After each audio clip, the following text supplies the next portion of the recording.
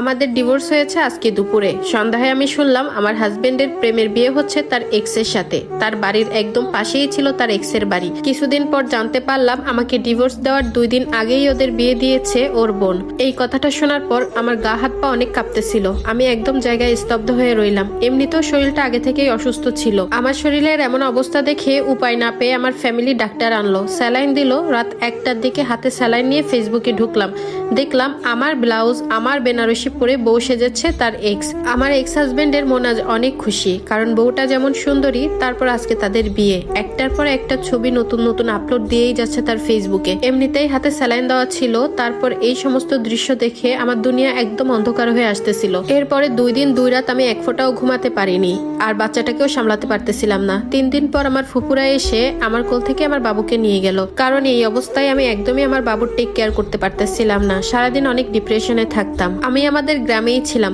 দুপুরে আমার হাজবেন্ড ওর নতুন বউকে নিয়ে মামার বাড়িতে ঘুরতে এসেছে। আমার শাড়ি পরিয়ে আমার বাড়ির সামনে দিয়ে গিয়েছে। ওর মামার বাড়ি আমার বাড়ির পাশেই। ওরা প্রায় 3-4 দিন ছিল, কিন্তু আমার ফ্যামিলি কোনোভাবেই আমাকে জানতে দেয়নি যে ওরা এই গ্রামে এসেছে। কতদিন যে ঠিক মতো খায়নি, ঘুমায়নি, গোসল করেনি এটা আমি বলতে পারবো না। খালি মনে হতো আমার গোছানো সংসার এখন অন্য কেউ ভোগ করতেছে। এসব ভেবে প্রতিটা রাত কান্না করতে করতে আমি অসুস্থ হয়ে পড়তাম। আমার সেই মানুষটার পাশে অন্য কেউ ঘুমায়, অন্য কেউ ওর গায়ের গন্ধ নাই।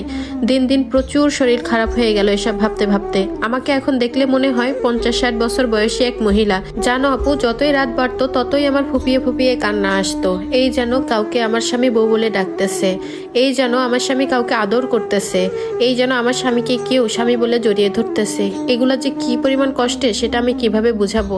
চেহারার কি যে বাজে অবস্থা হয়েছে আমার, নিজেকেই এখন আয়নায় দেখতে মন চায় না, অনেক ভয় লাগে। দিন দিন অনেক চিকন হয়ে গেছি, চেহারা রুক্ষ খুস্কো হয়ে গেছে আমার। শেষ কবে ভালো মতো ঘুমাইছি আমার মনে পড়ে না। প্রত্যেকটা মানুষ আমাকে বোঝাতে লাগলো ছেলের জন্য হলেও আমাকে বাঁচতে হবে। আমিও ধীরে ধীরে ছেলেকে নিয়ে দিন কাটাতে লাগলাম। প্রতিবেশী, আত্মীয় স্বজন, বন্ধু বান্ধব, ফ্যামিলির সবাই প্রচুর মানসিক সাপোর্ট দিয়েছে আমাকে। তখন নতুন করে বাঁচার অনুপ্রেরণা দিয়েছে সবাই আমাকে। এবার হচ্ছে আসল টুইস্ট। হুট করে একদিন বিকেলে পাশের বাসার ভাবি এসে আমাকে বলল আমার হাজবেন্ডের বর্তমান বউ নাকি ডিভোর্স দিয়েছে তাকে।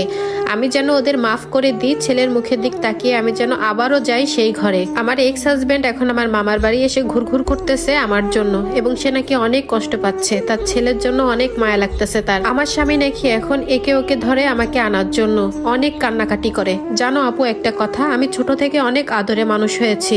আমাকে গালে তুলে না খাইয়ে দিলে আমি খেতাম না। সেই আমি সংসার করার জন্য মুখ বুজে চাকরানির মতো জীবন পার করেছি।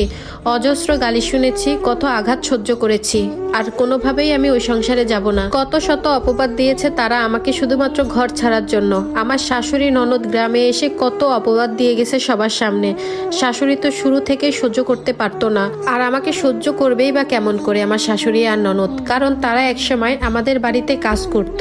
আমাদের বাড়িতে কাজ করেই তাদের সংসার চলতো, পেট চালাতো। আমার এক্স হাজবেন্ডের এত স্বাদের বউ, যাকে বিয়ে করার জন্য আমাকে এত এত অপবাদ দিল। শ্বশুর শাশুড়ি ননদ কেউই বাদ রইল না। সেই এত স্বাদের বউই নাকি তাদের সকল টাকা পয়সা সোনা দায়না নিয়ে রাতে ভেগেছে। আর এই বিষয়টা শোনার পর আমার যে এত এত খুশি লেগেছে আমি কিভাবে বলবো। দীর্ঘ 5 মাস পর আমার এক্স হাজবেন্ড এসেছে আমার ছেলেকে দেখার জন্য। আমি দেখতে দেইনি। এতদিন যে ছেলেকে ছেড়ে থাকতে পেরেছে সে সারা জীবন থাকতে পারবে। আলহামদুলিল্লাহ, এখন আমি আর আমার ছেলে অনেক ভালো আছি আমার বাচ্চাকে নিয়ে। আমার ছেলেকে ওর মামা মামি নানা নানি সবাই চোখের মনি করে রেখেছে। এখন আমার একটাই স্বপ্ন, আমার সোনাটাকে আমি মানুষের মতো মানুষ করব।